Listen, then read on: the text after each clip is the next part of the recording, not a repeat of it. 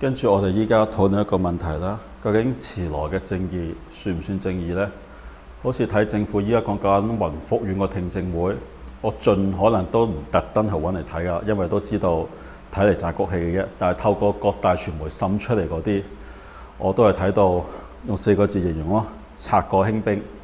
依家又話嗰啲咩競委會啊、廉政公署全部一齊出動去整治佢哋啦，但係佢哋圍標呢單嘢，基本上喺幾年前已經係你知我知，全世界都知，亦都有人去廉政公署舉報過啦。嗰啲競委會都一定收過投訴㗎啦。但係佢係點處理呢？我哋冇證據見到佢哋啲咁嘅行為喎，冇證據。我哋個個隻眼睇住㗎咯喎，來來點解一死咗百幾個人，就即刻全部嘢都可以理順翻一個故事，就知道邊間同邊間去圍標？點解可以依家就咁清楚個故事？但係我哋啲小市民就已經係，特別係好似黃福苑啦，有一個依家比較活躍，俾人話係知識分子嘅人啦，佢都係一個裝修判頭嚟嘅，亦都識得有英文嘅。佢都話啦，我嗰度一俾人圍網嗰陣時，我已經知道揦嘢㗎啦，因為佢作為一個即係叫做裝修判頭啦，佢都係有啲專業知識嘅，佢都知道你咁樣黐發泡膠係啦，有乜火燭點算啊？所以佢自己嗰隻窗呢，佢係自己已經拆咗塊發泡膠走，自己隻窗佢用木板封嘅，佢知道一定有危險㗎啦，但係避得過初一就避唔到15，因為可能佢諗住就算有意外，最多就熄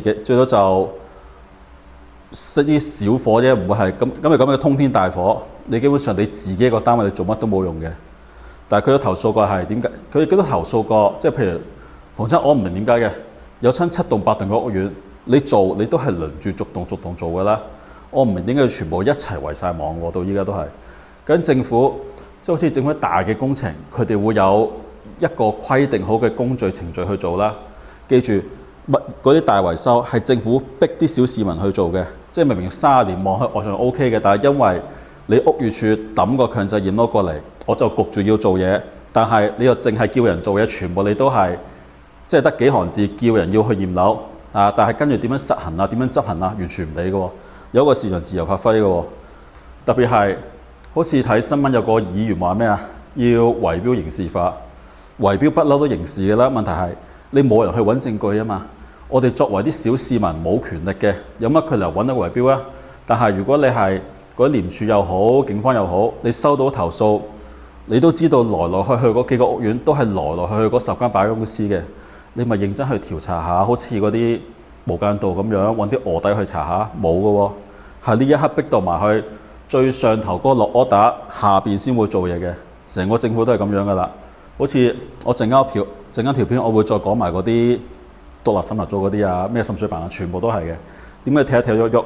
因為佢哋政府例行一樣嘢就係唔做就唔錯，做多就錯。阿頭唔叫落嚟就個個都唔喐，依家阿頭叫落嚟就全部即刻識做嘅喎。咁點解有大意外之前你就唔識做嘅咧？不過算啦，我都係發下牢騷嘅啫，因為我知道講咁多都冇用噶啦。因為雖然依家話做賊過興兵，但係衰啲講句，過完呢一輪之後啲大維修，跟住可能過得3-2年都係打回原形。對於政府嚟講，佢管制呢件事對於佢嘅資源係用得太多啊，或者係冇收益啦，佢都係繼續抌翻俾你啲小市民做。但係好希望就係政府做一樣，就唔係圍標刑事化，因為圍標呢個字眼你係好難做得到嘅。可能係顧問係啦，如果係收啲唔應該收嘅貨，應該做顧問嗰個要刑事化，或者係顧問啲下屬都要刑事化。因為我點解好似我哋起大樓嗰啲，永遠冇人夠膽咁樣偷雞咧？啲安全島冇人夠膽亂簽字咧，就係你簽錯個名，你就要孭鑊。究竟係咪政府要立法規定？就係你可能你個制度都係要揾顧問公司，但可能你就唔好揾一個大判去做，或者規定嗰個大判係要揾一堆10幾間張單工程斬碎晒俾一堆嘅1級小型工程去做，等佢哋之間有互相競爭、互相監察，同埋嗰啲競委會或者係廉政公署啦，係應該開個獨立嘅部門，專門收呢類投訴嘅。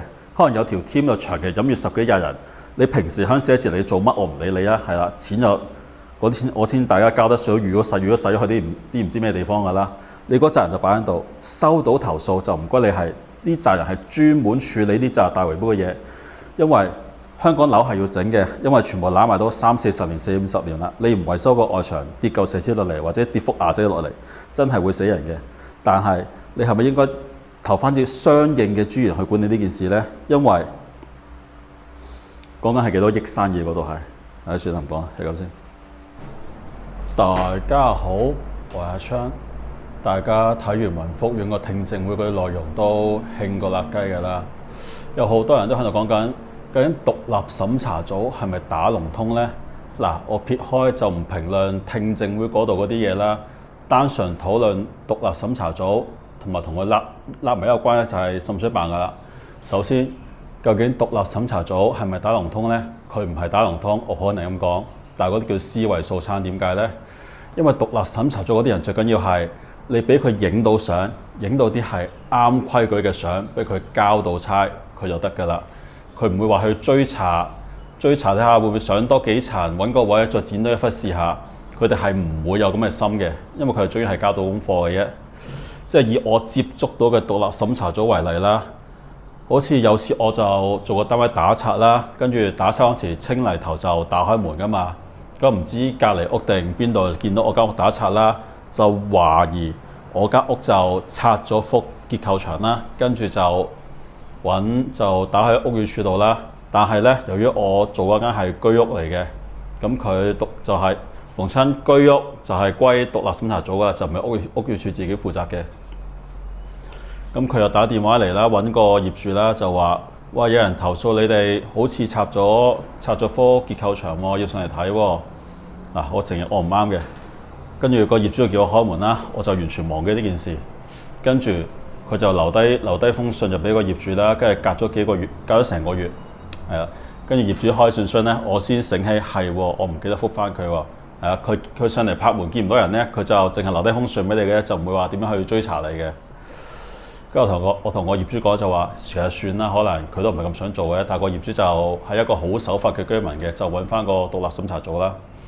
跟住獨立審查組打佢點講咧？喂，我預備好啦，隨時可以嚟㗎。佢話：咁我同你 book 期先啦。我心諗 book 期點解要 book 期嘅咧？佢唔係應該喺個寫字樓坐低，跟住排間表，可能譬如聽日嘅幾點就到呢間就過嚟做咧。佢唔係嘅，佢話冇喎，我要 book 政府車隊嘅喎，係啦，政府車隊 book 到車期我先過嚟嘅喎。咁我心諗要 book 到政府車期你先過嚟，咁你一日做得幾多單啊？因為我嘅認知，我一直以為係嗰啲屋宇署啊、獨立審查組啊，好似食環署嗰啲職員咁樣，食環署去檢查嗰啲衞生嗰啲咧，佢係你成日都見到㗎啦。一個着白色衫啲幫辦就自己搭公共交通工具去完一間又去一間，因為嗰陣時我做啲餐廳出牌嗰啲咧，都成日要揾啲幫辦傾嘅，啲幫辦就好有效率嘅，係啊，你今日揾佢，聽日到咁滯㗎啦，可以有，同埋佢會教你點樣處理問題嘅。但係獨立審查啲人，我接觸佢咧，佢哋係總之係要俾佢影相咯，影到上交到差咯。跟住嗰次又當然係因為我嗰間咧就真係冇做過啲咩犯法嘢嘅，之後就開門俾佢影完相之後就了呢件事啦。但我對於佢哋嘅效率就亦都係好存疑咯。跟住同埋獨立審查組負責啲咩咧？就係我點解頭先話要同滲水辦有關係咧？就係如果你話屋企漏水，個滲水辦上到嚟咧就會摸下究竟係啲石屎有水啊，定係條喉有水啊？如果係石屎有水咧，佢就會攞部機篤下佢究竟夠唔夠嗰啲35度以上去開 file 啦。當然開到 file 都未必做嘅，滲水辦陣間先講。但係如果上嚟係見到係嗰條喉有水嘅咧，滲水辦就話我要轉介俾獨立審查組喎，因為咧我就淨係負責嗰個石屎面嗰啲位置有水就歸我管。如果係條喉漏水就歸獨立審查組，分得好清楚嘅。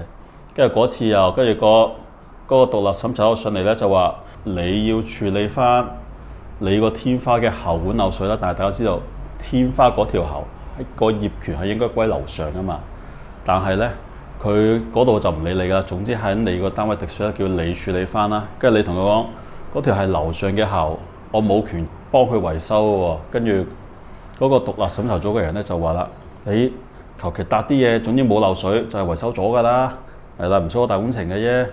咁咪 hea 過咗去噶啦。總之佢所以我成日覺得係呢兩個部門係好需要去從滲水辦又好，跟住呢個獨立審查都好需要去整頓嘅咯。總之講到呢度先啦。我對於呢兩個獨立審查組同埋滲水辦呢兩個部門都係唔識講啊，真係。總之佢哋基本係盡量大事化小，小事化無。首先你要佢開 file 都好困難，佢肯開 file 亦都唔太肯處理件事嘅。咁講翻雲福苑嗰度先啦。咁你雲福苑跟獨立審查組你去得現場嘅都係嗰啲中層或者低層職員啦，所以佢哋總之係影到相交到差就算啦。咁樣另外我哋要研究下究竟佢哋有冇好似嗰啲地政總署咁樣有啲類似延後利益嘅嘢咧？有冇啲喺獨立審查組做完一段時間嘅時候，有冇啲官員係會走去嗰啲顧問公司度做翻一官半職咧？去出面揾真銀嘅咧？咁究竟政府有冇查下呢啲事嘅咧？